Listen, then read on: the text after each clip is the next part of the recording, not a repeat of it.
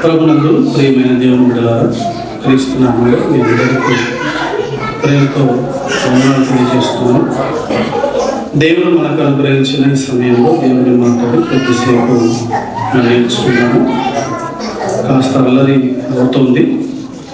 దయచేసి దేవుని సాన్నిధ్యంలో మనం ఉన్నాము అన్నటువంటి విషయాన్ని గుర్తుంచుకోవాలి. ప్రభాకర్ కొడుకు సాత్విక్ ఉన్నాడా? సాత్విక్ లేడా? Right, okay. హుస్సేన్ కొడుకు ఏం పేరు? వినీత్ ఉన్నాడా? వినీత్ ఉన్నాడు, వెరీ గుడ్. ఉదయం సండే స్కూల్ టైంలో సాత్విక్ వినీత్ ఇద్దరు మాట్లాడుకుంటున్నారు. ఏం మాట్లాడుకుంటున్నారంటే జాగ్రత్తగా. వినీత్ పాట పాడుతూ మధ్యలో ఏం చేశావు వినీత్? ఆగినాం. పాట పాడుతూ మధ్యలో ఆగాడు. ఆగితే దానికి సాత్విక్ అంటున్నాడు, ఏమన్నాడు?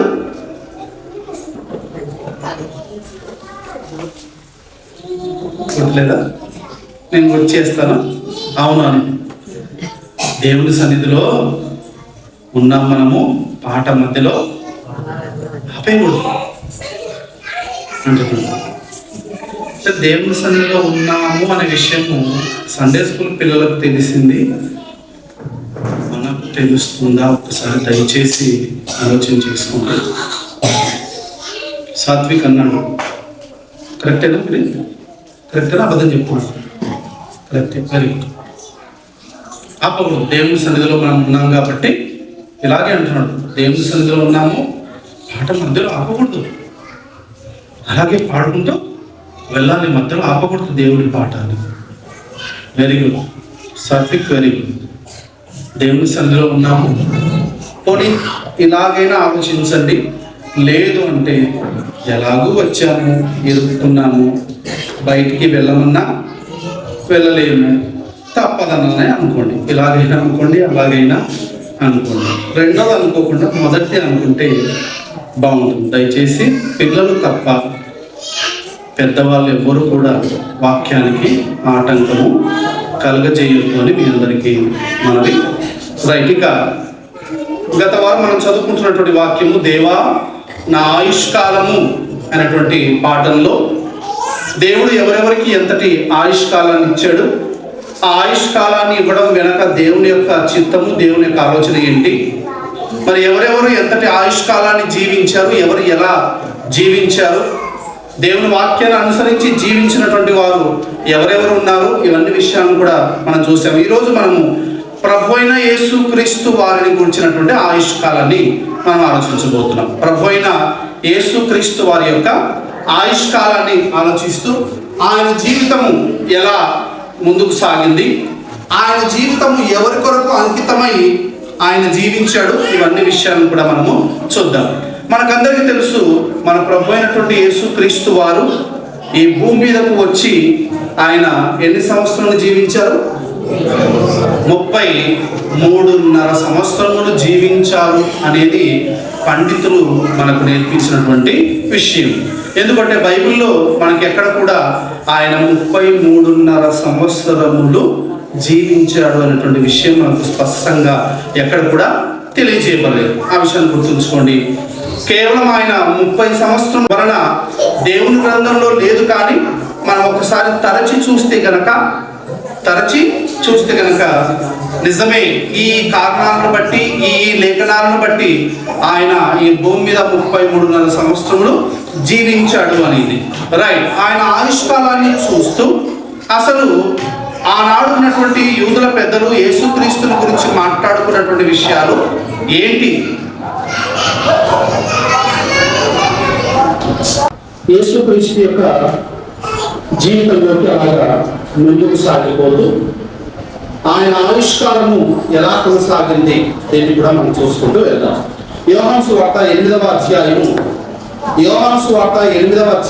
56 నుండి 59 వచనములలో యేసుక్రీస్తు యొక్క వయస్సును గురించి, యేసుక్రీస్తు యొక్క ఆయుష్ను గురించి అప్పట్లో ఉన్నటువంటి యూదుల పెద్దలు ఏమని మాట్లాడుతున్నారనే విషయాన్ని ఒకసారి చూద్దాము. మీ తండ్రి అయిన అబ్రహాము నా దినము చూపునని మీరు ఆనందించాను, అది చూసి సంతోషించాను అని. అందుకు యూదులు, నీకు ఇంకను ఏ 10 సంవత్సరములైనా లేవే, నీవు అబ్రహామును చూసితివా అని ఆయనతో చెప్పగా, యేసు అబ్రహాము పుట్టక మునిపే నేను ఉన్నానని మీతో నిశ్చయముగా చెప్పుచున్నాను. కాబట్టి వారు ఆయన మీద రుముటకు రాళ్ళు ఎత్తిరి గాని యేసు దాగి దేవాలయంలో నుండి బయటికి వెళ్ళిపోయింది. ఇక్కడ యూదుల పెద్దలు యేసు క్రీస్తుని గురించి మాట్లాడుతుందో, మీకు ఇంకా ఎన్ని సంవత్సరములు కూడా లేవు, 70 సంవత్సరములు 50 సంవత్సరములు కూడా మీకు లేవే అంటే ప్రభు అయినటువంటి యేసు క్రీస్తు వారు ఈ భూమి మీద 50 సంవత్సరముల కంటే తక్కువే ఆయన జీవించారు. 70 సంవత్సరముల కంటే తక్కువే ఆయన ప్రొఫెసర్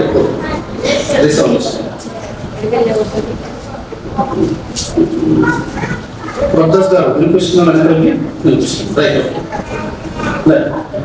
ప్రభు యేసుక్రీస్తు వారు 70 సంవత్సరముల కంటే తక్కువే ఈ భూమి మీద ఆయన జీవించారు.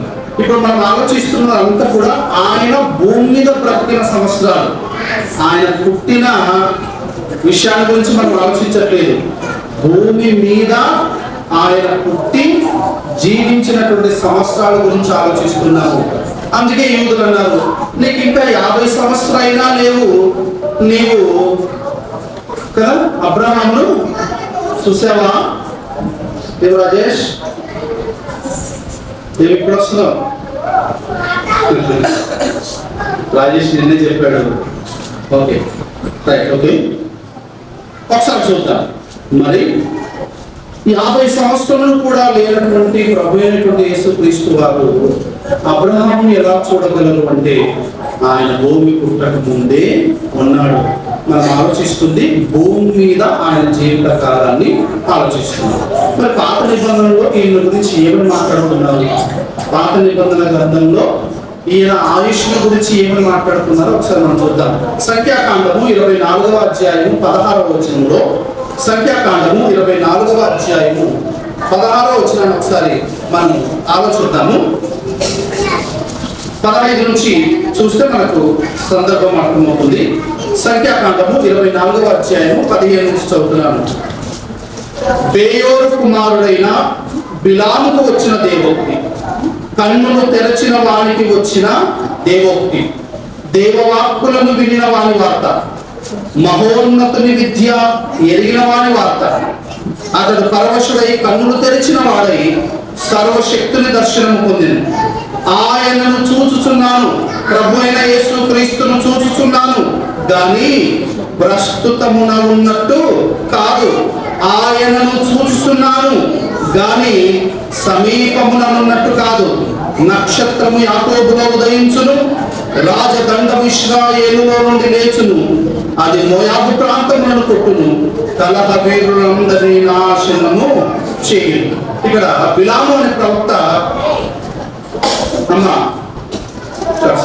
దయచేసి దృష్టి పెట్టండి. బిలాము అనే ప్రవక్త అంటున్నాడు, ఆయనను చూసుచున్నాను కానీ ప్రస్తుతమున ఉన్నట్టు కాదు. అంటే భూమి పుట్టక ముందే ఆయన ఉన్నాడు. ఎక్కడ ఉన్నాడు? ఆయన పరలోకంలో ఉన్నాడు. ఆయన తర్వాత ఆయనను చూస్తున్నాను కానీ ప్రస్తుతమున ఉన్నట్టు కాదు. ఆయన వేరుగా ఉన్నాడు. ఆయన ప్రస్తుతమున ఉన్నట్టు లేడు, ఆయన వేరుగా ఉన్నాడు. ఆయనను చూస్తున్నాను కానీ సమీపమున ఉన్నట్టు కాదు. ఆయన ఇప్పుడే రాడు, చూస్తున్నాను ఇప్పుడు, కానీ ఇప్పుడే రాడు. ఆయన కంటూ ఒక సమయము ఉంది. ఆయనను చూస్తున్నాను కానీ ప్రస్తుతమున ఉన్నట్టు కాదు. ఆయన వేరుగా కనిపిస్తున్నాడు. ఏంటి వేరుగా కనిపిస్తున్నాడు? ఎందుకు వేరుగా కనిపిస్తున్నాడు? ప్రకటన గ్రంథము 5వ అధ్యాయం, ప్రకటన గ్రంథము 5వ అధ్యాయంలో ఆ సందర్భాన్ని మనం చూడగలం. ప్రకటన గ్రంథము 5వ అధ్యాయం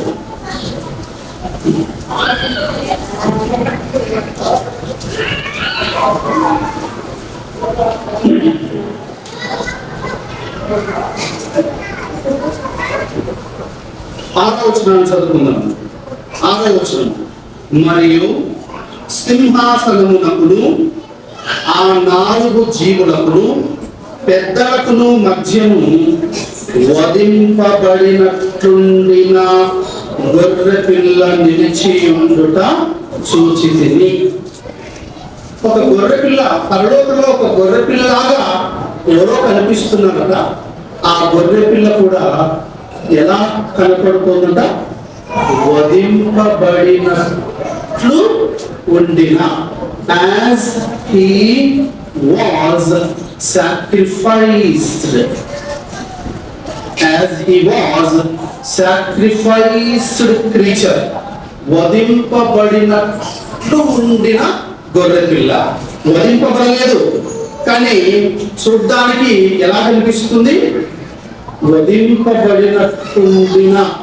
దాన్నే మన పండితులు అక్కడక్కడ పోస్టుల్లో ఎలా దాన్ని చిత్రీకరిస్తారు అంటే, ఒక గొర్రెపిల్ల సింహాసనం మీద కూర్చొని ఉన్నట్టు, దాని తల మీద ముండ్ల కిరీటము పెట్టినట్టు, దాని గొంతు ఇలాగా కోస్తే ఇలాగా రక్తము కారుతున్నట్టుగా పెడతారు.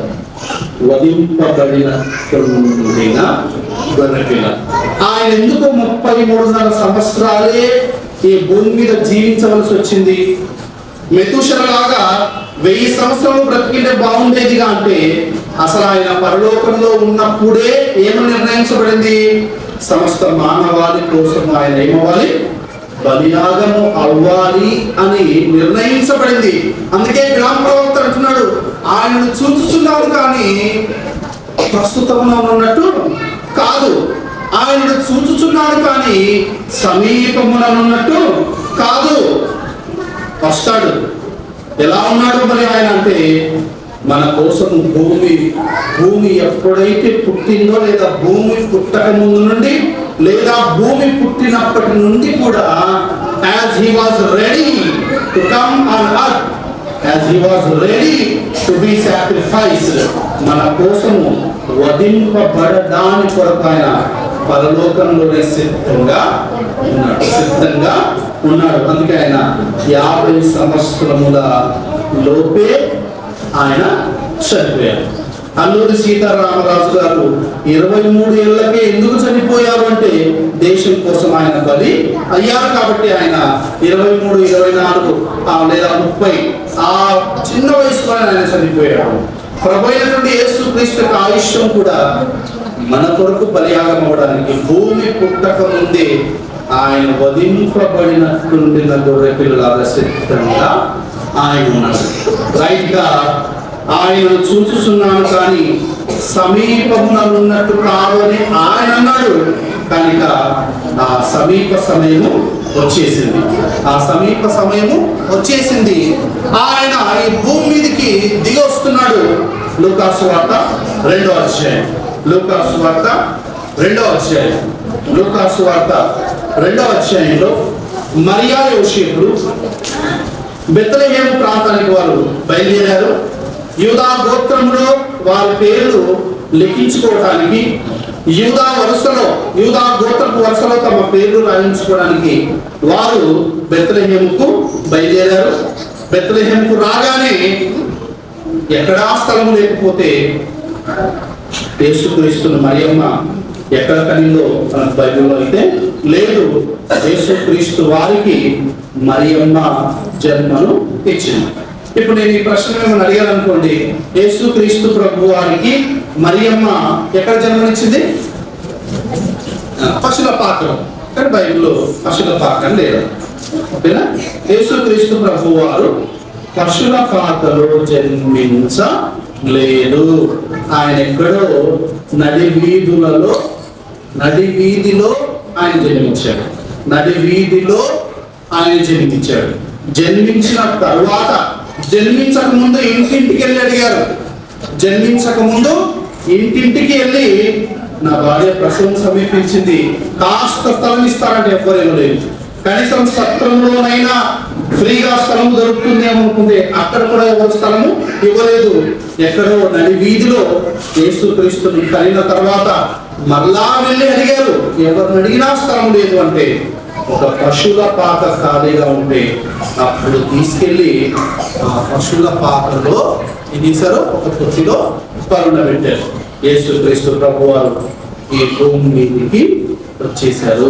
ఈ భూమి మీదకి వచ్చేసారు. ఇది లూకాసు వార్త 2వ అధ్యాయంలో ఉంటుంది. ఆ తర్వాత మరలా ఆయన ఆవిష్కారాన్ని తెలియజేసే సందర్భాలు మనం చూస్తున్నాము. మత్తయి సువార్త 2వ అధ్యాయము 16వ వచనం. మత్తయి సువార్త 2వ అధ్యాయము 16వ వచనంలో చదవండి. మత్తయి సువార్త 2వ అధ్యాయము 16వ వచనం.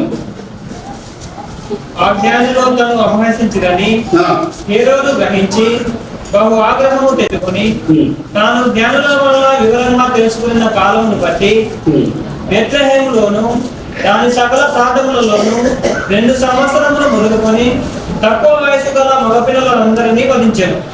ప్రభువైన యేసుక్రీస్తు వారు జన్మించినప్పుడు జ్ఞానులు వచ్చారు. రాను రాను నేరుగా ఎక్కడికెళ్ళారు? హేరోదు రాజు దగ్గరికి వెళ్ళి, నీ అంతఃపురములో రాజుగా యువరాజుగా పుట్టిన వాడు ఎక్కడ ఉన్నాడు అని అడిగితే, ఈ అంతఃపురములో జన్మించలేదు అన్నప్పుడు రాజు అన్నాడు, సరే జ్ఞానులారా, మీరు వెళ్ళి ఆయనను దర్శించి ఆయనను పూజించి మరలా తిరిగి వచ్చి నాకు ఆ జాడను తెలియజేస్తే నేను వెళ్ళి ఆయనను పూజించుకుంటానని చెప్పి జ్ఞానులను పంపించాడు. జ్ఞానులు వెళ్ళిన తర్వాత ఎప్పటికీ వాళ్ళు తిరిగి రాలేదు. హేరోదు రాజు చూశాడు. ఎన్ని సంవత్సరాలు వేచి చూశాడు? 2 సంవత్సరములు వేచి చూశాడు. 2 సంవత్సరములు అయిన తర్వాత జ్ఞానులు తిరిగి రాకపోతే జ్ఞానులు తనను మోసం చేశారని గ్రహించి ఇక ఏం చెప్పాడంటే, తన రాజ్యంలో ఉన్న సైనికులకు బెత్లెహేములోను చుట్టుపక్కల ప్రాంతంలో 2 సంవత్సరముల వయస్సులో ఉన్న మగపిల్లలందరినీ చంపేయండి అన్నాడు. అంటే దాదాపుగా అప్పుడు ప్రభువైన యేసుక్రీస్తు వారికి వయసు ఎంత ఉండొచ్చు? 2 సంవత్సరాలు. అంటే ఆయన ఆయుష్కాలాన్ని చూసుకుంటూ వెళ్తున్నారు. సో 2 సంవత్సరముల వయసు అప్పుడు తెలియజేయబడింది, అప్పుడు మగపిల్లలందరినీ చంపేయండి అన్నారు. సో ఆయన పుట్టుకను, ఆయన భూమి మీద పుట్టక ముందు ఎలా ఉన్నాడో చూసాము, భూమి మీద పుట్టడము చూసాము, 2 సంవత్సరాల వయసు ఉన్నప్పుడు చూసాము. ఆ తర్వాత ముందుకు సాగిపోదాం. లూకాసు వార్త 2వ అధ్యాయము 40 నుండి 42 వచనములలో, లూకాసు వార్త 2వ అధ్యాయము 40 నుండి 42 వచనములలో, బాలుడు జ్ఞానముతో నిండుకొనుచు ఎదిగి బలము పొందుచుండెను, దేవుని దయ ఆయన మీద ఉండెను. ప్రభువైనటువంటి యేసుక్రీస్తు వారు జన్మించారు. ఆయన 2 సంవత్సరంలో వాడిగా మనకు కనిపించారు. ఇక ఆయన ఆ బాల్య దశలో ఆయన ఎదుగుతూ ఎలా జీవిస్తున్నారట, ఎలా బ్రతుకుతున్నారట? జ్ఞానముతో నిండుకొనుచు. ఎలాగ? జ్ఞానము కలిగి నడుచుకుంటున్నాడు. ఎదిగి బలము పొందుతున్నాడు, దేవుని దయ ఆయన మీద ఉండేది. ఏముండేను? దేవుని దయ ఆయన మీద ఉండేది. మరి మన పిల్లల మీద దేవుని దయ ఉండాలి అంటే మన పిల్లలు సండే స్కూల్కి రావాలి, మన పిల్లలు దేవుని వాక్యాలు నేర్చుకోవాలి, మన పిల్లలు చక్కటి మాటలు, రుచిగల మాటలు, తీయటి మాటలు మాట్లాడగలవారై ఉండాలి. అప్పుడే మన పిల్లల మీద దేవుని దయ ఉంటుంది, ప్రభువు మీద కూడా దేవుని దయ ఉండాలి. రైట్. ఆ తర్వాత 41 పస్కా పండుగప్పుడు ఆయన తల్లిదండ్రులు ఏటేటా యెరూషలేమునకు వెలుచుండువారు. ఆయన 12 ఏళ్ల వాడై ఉన్నప్పుడు ఆ పండుగను ఆచరించుటకై వాడుక చొప్పున వారు యెరూషలేమునకు వెళ్ళి. ప్రభువైన యేసుక్రీస్తు వారికి 12 సంవత్సరముల వయసు. ఆ 12 సంవత్సరాల వయసు ఉన్నప్పుడు ఒక పండుగ వచ్చింది. ఆ పండుగ పేరే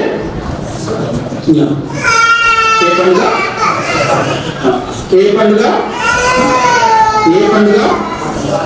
ఎందుకు ఎన్నిసార్లు అడుగుతున్నా అంటే తర్వాత మన వాక్యం మొత్తం కూడా దీని మీదే ఆధారపడి ఉంటుంది.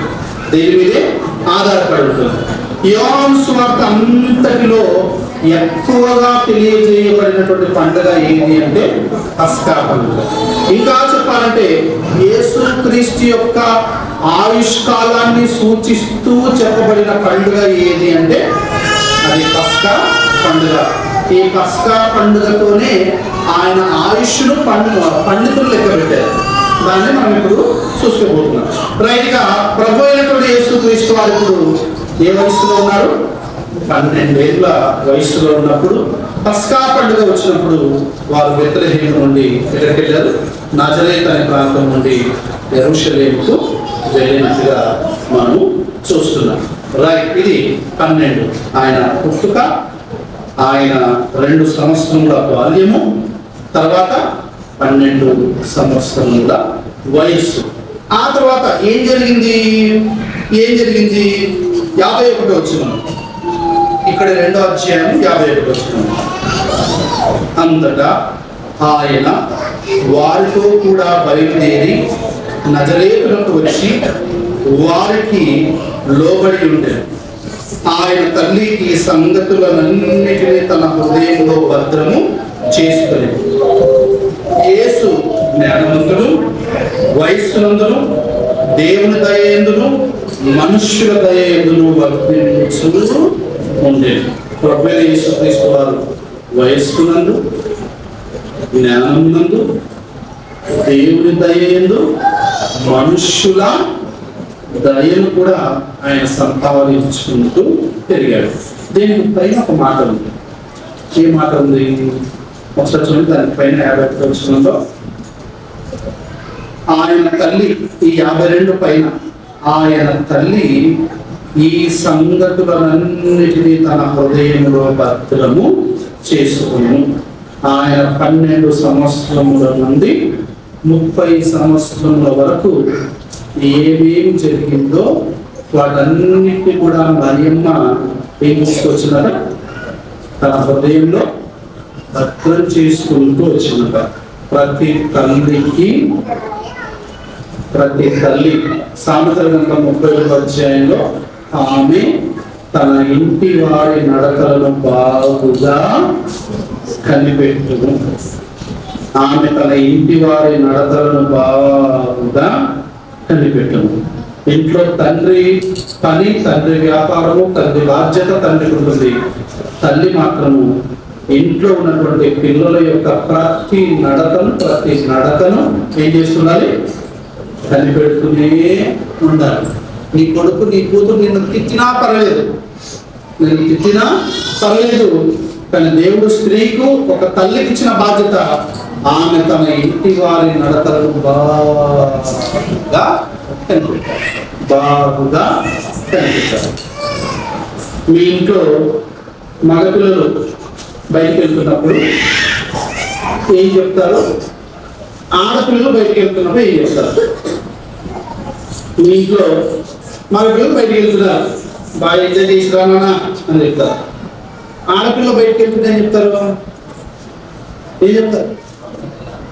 జాగ్రత్తమ్మా అని చెప్తారు. ఏం చెప్తారు? జాగ్రత్తమ్మా అని. మీకు గుర్తుందో లేదో ఒకసారి వాక్యాలు చెప్పాను. జాగ్రత్త చెప్పాల్సింది ఎవరు కదా?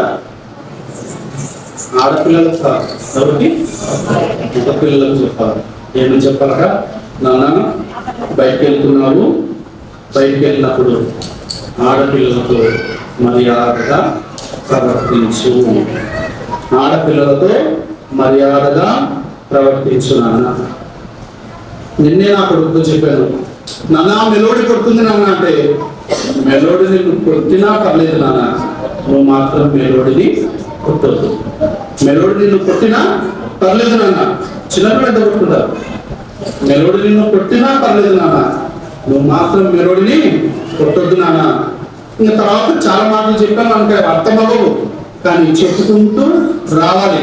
నన్ను కొట్టకూడదు నాన్న, ఆడపిల్లని కొట్టొద్దు నాన్న, వాళ్ళు మనకు అమ్మతో సమానము, అక్కతో సమానం నాన్న, చెల్లితో సమానం నాన్న, వాళ్ళని కొట్టొద్దు నాన్న. వాళ్ళు నేను కొట్టినా పర్లేదు నాన్న, నువ్వు మాత్రం చెయ్యి ఎత్తొద్దు నాన్న. నిన్నే రాత్రి చెప్పేస్తున్నప్పుడు నేను మన సాయంకాలం రాత్రి చెప్పాను.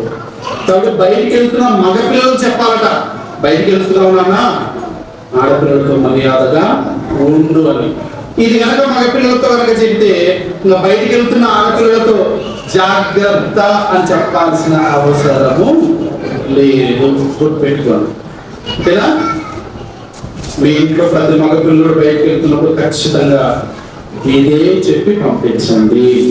నేను కూడా ఇదే చెప్పి పంపిస్తాను. ఓకేనా? రైట్. ప్రభువైన యేసుక్రీస్తు వయస్సునందును, జ్ఞానమందును, దేవుని దయయందును, మనుష్యుల దయయందును వర్ధిల్లుచు ఉన్నాడు. ఆయన 12 సంవత్సరముల వయస్సు నుండి ఆ తర్వాత ఆయన బాప్తిసం తీసుకునే వరకు తల్లిదండ్రులకు లోబడి ఉండి నజరేతులో ఆయన ఉన్నాడు అని మనకు తెలియజేయబడుతుంది. ఇక 51 ఇక్కడే 51, 52 వచ్చిన చూద్దాము. చూసాము. ఓకే, చూసాము. ఇది చెప్తున్నాను చూడండి. మరియమ్మ జరిగిన సంగతులన్నిటినీ తన హృదయంలో భద్రం చేసుకుంటుంటుంది కదా. ఏమేమి భద్రం చేసుకుంటుందనేది మనకు బైబిల్లో లేదు, కానీ యూదులు సపరేట్గా కొన్ని గ్రంథాలు రాసుకున్నారు. వాటిని టాల్మూడ్ గ్రంథాలు అంటారు. ఏమంటారు? టాల్మూడ్ గ్రంథాలు అంటారు. సపరేట్గా వారి యూదా చరిత్రను వాళ్ళు రాసుకున్నారు. ఆ టాల్మూడ్ గ్రంథాలలో యేసుక్రీస్తునికి వచ్చినటువంటి వివరణ ఇంకా చాలా ఉంది. తర్వాత ఖురాన్ గ్రంథంలో కూడా యేసుక్రీస్తునికి వచ్చినటువంటి కొన్ని విషయాలు ఉన్నాయి. కొన్ని అద్భుతమైనటువంటి కార్యాలు కూడా ప్రభు అయినటువంటి యేసుక్రీస్తు ద్వారా బాల్యంలో జరుగుతూ ఉండేవి అని అక్కడ కూడా.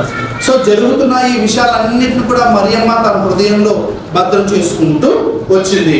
ఆయన 12 సంవత్సరంలో వయస్సు నుండి 30 సంవత్సరంలో వయసు వరకు తల్లిదండ్రులతో ఉన్నాడు.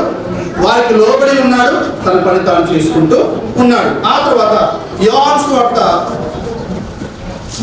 లూకా సువార్త 3వ అధ్యాయము, లూకా సువార్త 3వ అధ్యాయము 23వ వచనం. లూకా సువార్త 3వ అధ్యాయము 23వ వచనం. యేసు బోధింప మొదలు పెట్టినప్పుడు ఆయన దాదాపు 30 ఏండ్ల ఏడు గలవాడు.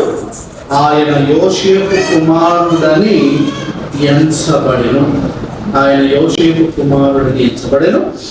ఆయన బోధింప మొదలు పెట్టినప్పుడు యేసుక్రీస్తు యొక్క వయసు ఎంతటా? 30 ఏండ్ల ఏడు గలవాడు. మనకు అందరూ తెలుసు ఆయన ఎప్పుడు బోధింప మొదలు పెట్టాడు అంటే బాప్తిసము పొందిన వెంటనే 40 దినములు అరణ్యంలో ఉన్నాడు. అరణ్యం నుండి రాగానే ఇక దేవుని వాక్యాన్ని ప్రకటించడము మొదలుపెట్టాడు. సో ఆయన పుట్టుక, ఆయన 2 సంవత్సరముల వయస్సు, 12 సంవత్సరముల వయస్సు. ఆయన యోహాను చేత బాప్తిసం పొందినప్పుడు, వాక్యం ప్రకటించడం మొదలుపెట్టినప్పుడు ఆయన యొక్క వయస్సు 30 సంవత్సరాలు. 30 సంవత్సరాలు. ఇక్కడి వరకే మనకు దేవుని గ్రంథంలో రాయబడి ఉంది.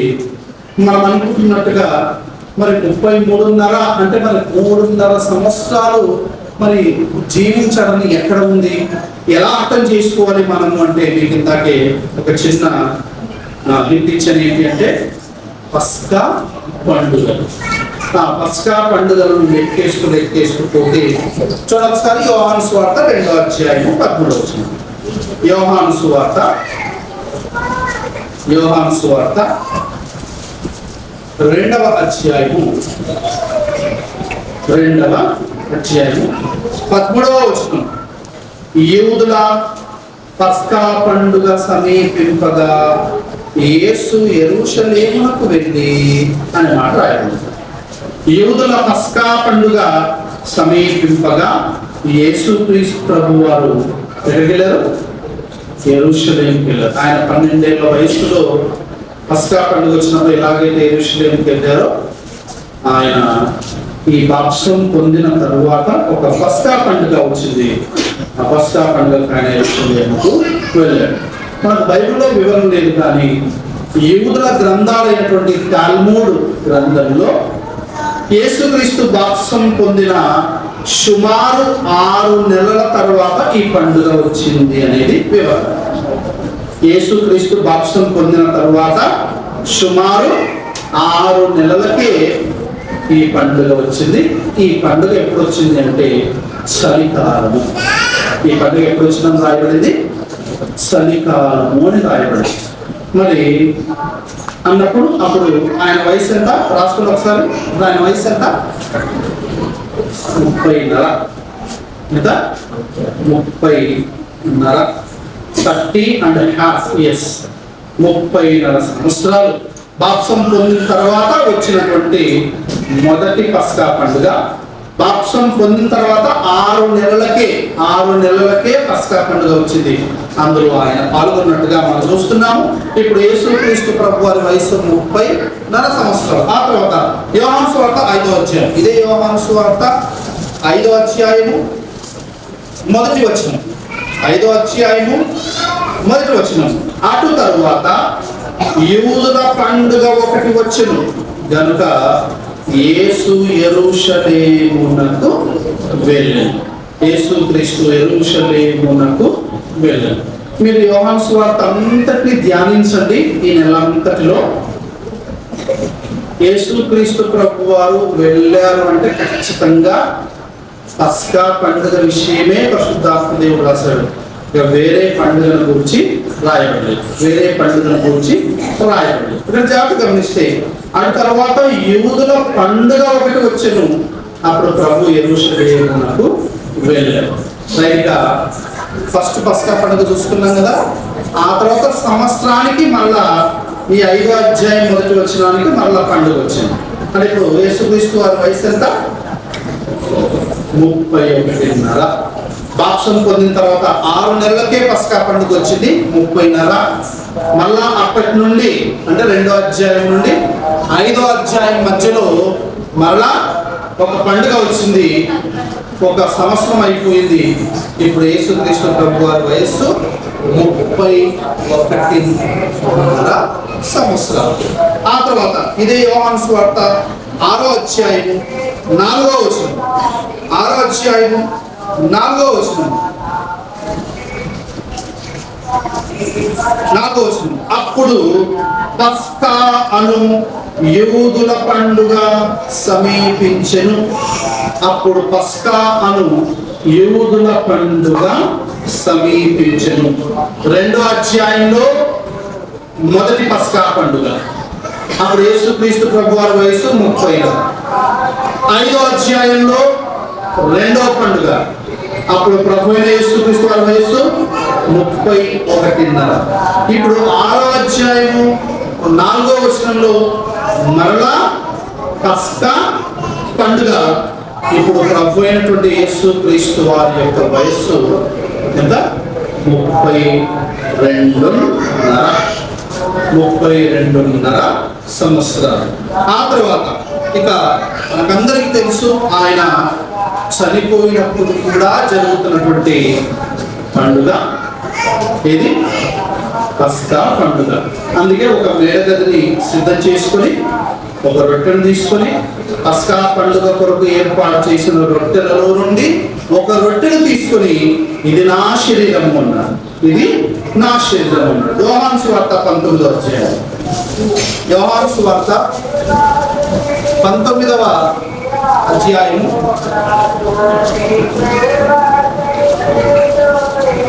14వ వచనం చదువుతున్నాం. 14వ వచనం.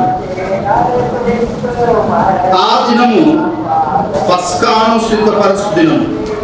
అప్పుడు ఉదయం 6 గంటలు కావచ్చును.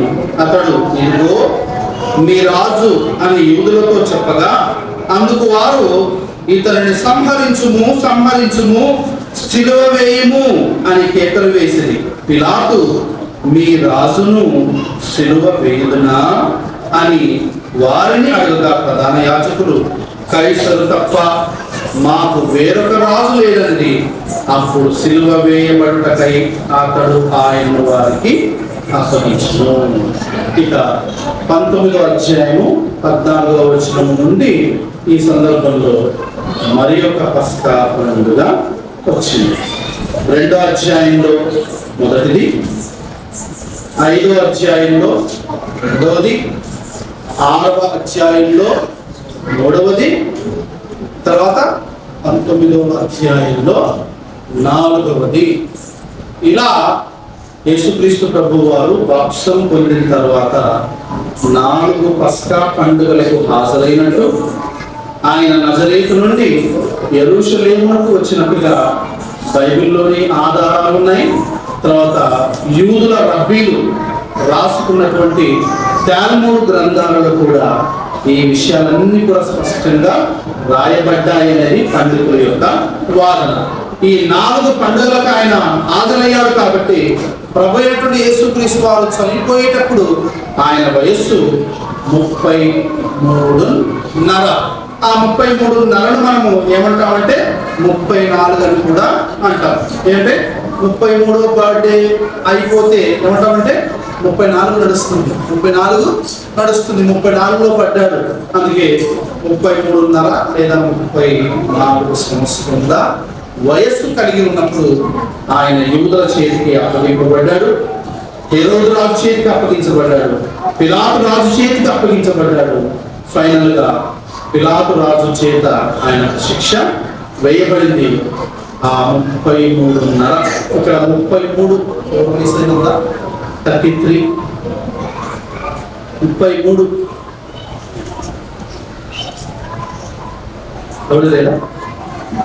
34 వెరీ గుడ్ సిద్ధనా 34. సో ఇలా ప్రభు అయినటువంటి యేసుక్రీస్తు వారి యొక్క ఆయుష్యాన్ని మనం చూసినప్పుడు ఆయన ఆయుష్కాలము ఈ భూమి మీద కేవలము 33.5 సంవత్సరములు మాత్రమే. 33.5 సంవత్సరములు మాత్రమే. ఎందుకు ఇలా జరిగింది అంటే భూమి పుట్టక ముందే ఆయన మన కొరకు బలియాగముగా ఆయన సిద్ధంగా ఉన్నాడు. బిలాము ప్రవక్త అదే అన్నాడు, ఆయన చూస్తున్నాను కానీ ప్రస్తుతం ఉన్నట్టు కాదు అన్నాడు. మరి ఎలా ఆయన ఉన్నాడు అంటే వధింపబడినట్లున్న గొర్రె పిల్ల వలె మన కోసం ఆయన సిద్ధంగా ఉన్నాడు. ఆదాము హవ్వలు తప్పు చేసిన తర్వాత, ఆ తర్వాత నోవహు కాలంలో జరిగినటువంటి తప్పులు, అబ్రహాము కాలంలో జరిగినటువంటి తప్పులు, ఇవన్నీ దేవుడు చూస్తూ ఈ మానవాళ్ళని రక్షించడానికి నా కోసం ఎవరిని పంపాలి, ఎవరు వెళ్తారు అన్నప్పుడు అప్పుడు ప్రభువైన యేసుక్రీస్తు వారు అన్నారట, నేను వెళ్తాను. అది యెషయా 6వ అధ్యాయంలో ఉంటుంది. నేను వెళ్తాను, సమస్త మానవాళి యొక్క పాప క్షమాపణార్థమై నేను వెళ్తాను అన్నప్పుడు అప్పటి నుండి కూడా ఆయన నా కోసం వధింపబడిన గొర్రె పిల్లలాగా సిద్ధంగా ఉన్నాడు.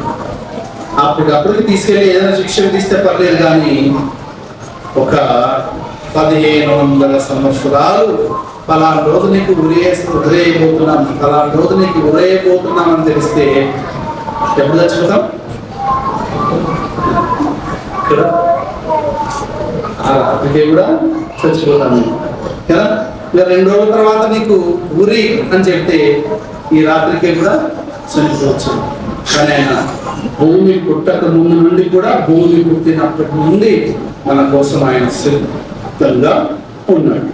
అందుకోసం ఆయన జీవితాన్ని గురించి ఒక మాట తెలియజేయబడుతుంది. హెబ్రీలకు రాయబడినటువంటి పత్రిక 5వ అధ్యాయం, హెబ్రీలకు రాయబడినటువంటి పత్రిక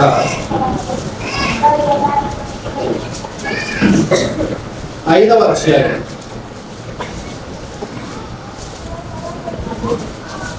7వ వచనాన్ని చదువుకుందాం. హెబ్రీలకు రాయబడినటువంటి పత్రిక 5వ అధ్యాయము 7వ వచనం. శరీరధారి అయి ఉన్న దినములలో, ఎప్పుడు అంటే శరీరధారిగా లేని దినాలు కూడా ఉన్నాయా? అమ్మా, శరీరధారిగా లేని దినములు కూడా యేసుక్రీస్తు జీవితంలో ఉన్నాయా? మీరు ఉన్నాయి అంటే మాట చెప్తాను నేను. శరీరధారి అయి ఉన్న దినములలో అని ఉంది ఇక్కడ. శరీరధారిగా లేని దినాలు కూడా ఉన్నాయా? ఉన్నాయి. ఆయన ఈ భూమి మీద పుట్టక మునుపు ఎక్కడున్నాడు? పరలోకంలో ఆయన ఉన్నాడు. భూమి పుట్టక ముందే ఆయన ఉన్నాడు. అందుకోసమే మనం ఏ పండుగ చేయము? మనం చేయని పండుగ ఏది? ఈ వాక్యాన్ని బట్టి క్రిస్మస్. అబ్రహాం కంటే ముందే నేనున్నాను అంటే నీకు 50 సంవత్సరాలు కూడా లేవు, నువ్వెప్పుడు అబ్రహాం చూసావు అంటే లేదు, మీకు తెలియదు కదా అన్నాడు. కాబట్టి శరీరధారి అయి ఉన్న దినములలో అంటే ఆయన ఆత్మధారి అయి ఉన్నటువంటి దినములు కూడా ఉన్నాయి. దేవుడు ఆత్మగా ఉన్నటువంటి దినములు కూడా ఉన్నాయి. అదే అనాది కాలము అంటారు. దాన్ని అంటారు అనాది కాలంలో తండ్రి అయిన దేవుడు ఉన్నాడు, కుమారుడైనటువంటి దేవుడు ఉన్నాడు, పరిశుద్ధాత్మ దేవుడు ఉన్నాడు. పరిశుద్ధాత్మ దేవుడు ఉన్నాడు. అందుకే బాప్సం తీసుకునేటప్పుడు ప్రభు యేసుక్రీస్తున్నారు తండ్రి యొక్కయు కుమారుని యొక్కయు పరిశుద్ధాత్మ యొక్కయు నామములోనికి మీరు బాప్సము పొందాలి అని చెప్పాడు. రైట్. శరీరధారి అయి ఉన్న దినములలో అనే దాన్ని దృష్టిలో పెట్టుకుని మనం క్రిస్మస్ చెయ్యము. ఎందుకంటే ఆయన భూమి మీదకి వచ్చినప్పుడే కాదు, భూమి మీదకి రాకముందు కూడా ఆయన ఉన్నాడు. కాబట్టి మనం ఆయన జన్మదినాన్ని మనం క్యాల్కులేట్ చేయలేము. ఆయన మరణం లేనివాడు, ఆది అంతము లేనివాడు కదా. ఆది ఆయనే, అంతము ఆయనే. కాబట్టి మళ్ళా ఆయన కంటూ జన్మదినము ఉండదు. రైట్. చూడండి, శరీరధారి అయి ఉన్న దినములలో మహారోదనముతోను కన్నీళ్లతోను తన్ను మరణము నుండి రక్షింపగలవానికి ప్రార్థనలను యాచనలను సమర్పించి భయభక్తులు కలిగి ఉన్నందున ఆయన అంగీకరింపబడెను. తన ఆయుష్కాలం అంతా కూడా ఆయన ఇలా ఉన్నాడు. ప్రతి దినము ప్రార్థిస్తూనే ఉన్నాడు. కొన్నిసార్లు కన్నీళ్ళ ప్రార్థన కూడా ఆయన చేశారు. రోదనముతోను కన్నీళ్లతోను తర్వాత ప్రార్థనలను యాచనలను సమర్పించి భయభక్తులు కలిగి ఉన్నందున ఆయన అంగీకరింపబడెను. He sent on a one mission. ఒక పని మీద ఆయన పంపించబడ్డాడు. ఆ పనిని భూమి మీద నమ్మకంగా ఆయన జరిగించాడు. అందుకే ఆయన అంగీకరింపబడ్డాడు. అలాగే మనకిచ్చినటువంటి తలాంతుల విషయంలో కూడా మనం కూడా బాధ్యతగా వ్యవహరించాలి. కొన్నిసార్లు మీకు చెప్పారు కదా, మానవ జీవితంలో 3 దశలు ఉంటాయి. బాల్య దశ నుండే నీవు దేవునిలో నీ జీవితాన్ని ప్రారంభించాలి. సజీవ యాగముగా నీ జీవితాన్ని, నీ బ్రతుకుని దేవునికి ఇవ్వాలి. ప్రభువైన యేసుక్రీస్తు వారు కూడా శరీరధారి అయిన దినములలో కన్నీళ్లతో ప్రార్థన చేశాడు. యాచనలు, ప్రార్థనలు, భయభక్తులు కలిగి ఉన్నాడు. ఇలా ఆయన ఆయుష్కాలము, ఆయన జీవిత కాలం కొనసాగింది. కాబట్టి ఆయన అంగీకరింపబడిన రాయబడింది. మనం అంగీకరింపబడాలి అంటే కూడా మన ఆయుష్కాలం కూడా, మన జీవితం కూడా ఇలాగే మనము గడుపుతూ ఉండాలి.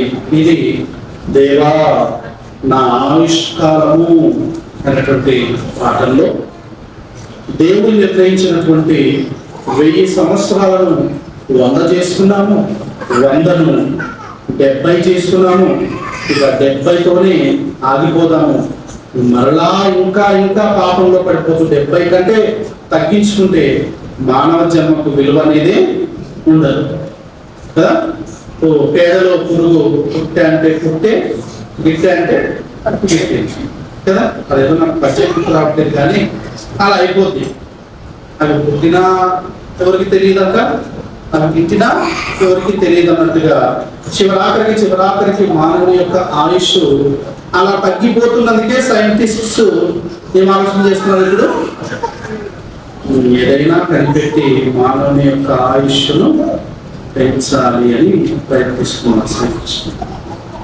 దేవుని దయ ఉంటే అది జరుగుతుంది. దేవుని దయ లేకపోతే మానవుడు దేవుని వదిలేసి ఎన్ని ప్రయత్నాలు చేసినా ఆ ప్రయత్నాలు ఏవి కూడా విజయవంతము కాదు. అటువంటి విషయాన్ని గుర్తుంచుకొని మన ఆయుష్ కాలానికి కర్తలుగా దేవుడు మనల్ని ఉంచాడు. బుద్ధిహీనంగా తిరుగుతున్నావా, జ్ఞానం కలిగి ప్రవర్తిస్తున్నావా ఆలోచించుకున్నాడు. బుద్ధిహీనంగా తిరగవద్దు అన్నాడు. నీ కాలములకు ముందుగా నీ వేళ చనిపోదు అన్నాడు. ఆ విషయాలను గుర్తుంచుకొని మన ఆయుష్కాలాన్ని భయభక్తులతో విశ్వాసం కలిగి దేవుని వాక్యాన్ని సంపాదించుకోవడానికి ప్రయత్నించాలి. నువ్వేం సంపాదించుకుంటావు నీకు తెలియదు, కానీ దేవుని వాక్య జ్ఞానాన్ని బాగా సంపాదించుకున్నాము. దేవుడు మనల్ని దీవించి ఆశీర్వదించిన దాకా మరొకసారి అందరికీ తెలియజేస్తూ ముగిస్తున్నాము.